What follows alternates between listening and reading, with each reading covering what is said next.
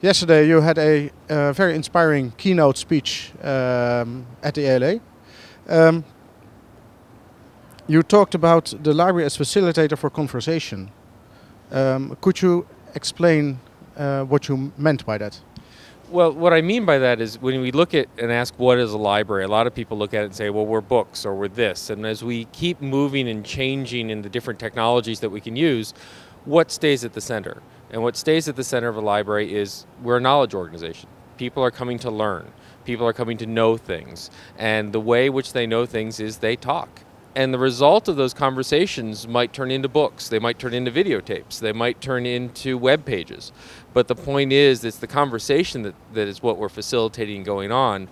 And a book may help enhance that conversation. A web page might make that conversation more rich or more interesting. It might be that librarians are helping you find the people who are talking about this. But the conversation is what sits at the center of what the library does.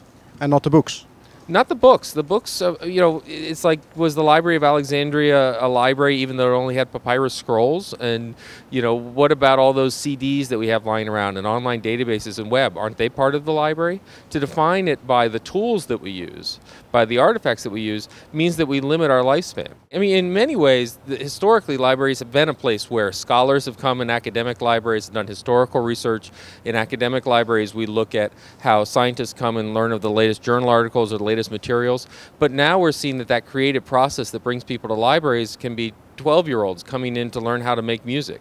And so you can read a book about making music. You can listen to CDs about music.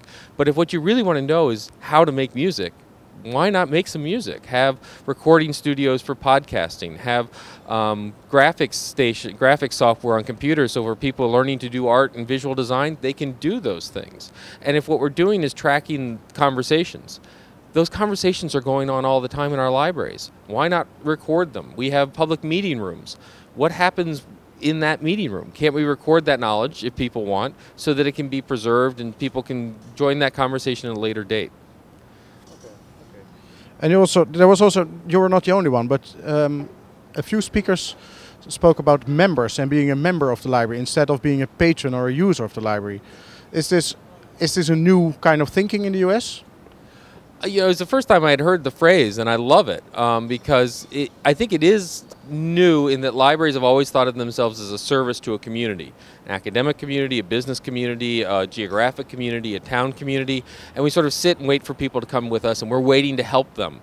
The notion that membership sort of has of people being part of that library, making the decisions, helping with the collection, really participating in the life of the library, not simply using it and consuming it, I think is a shift, and I think it's happening a lot. In Europe, you actually have folks that have subscription libraries where you pay an annual fee to use them, and that really builds ownership and a sense of control. Here, the closest we get in the public library sector are taxes and levies, and overwhelmingly people vote them up and positive. And so the more we can make them feel like it's their library, they're part of it and they own it, the more it's going to be part of the community, the more it's going to be part of the conversations, the better it's going to be able to develop knowledge, and the more important that organization is going to be.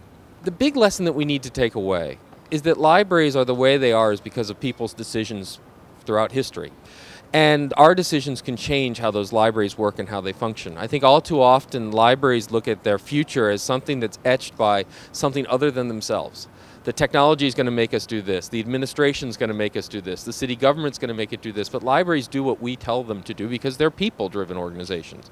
Librarians are what make libraries, not the books and collections. We've got plenty of rooms full of documents and we don't call them libraries.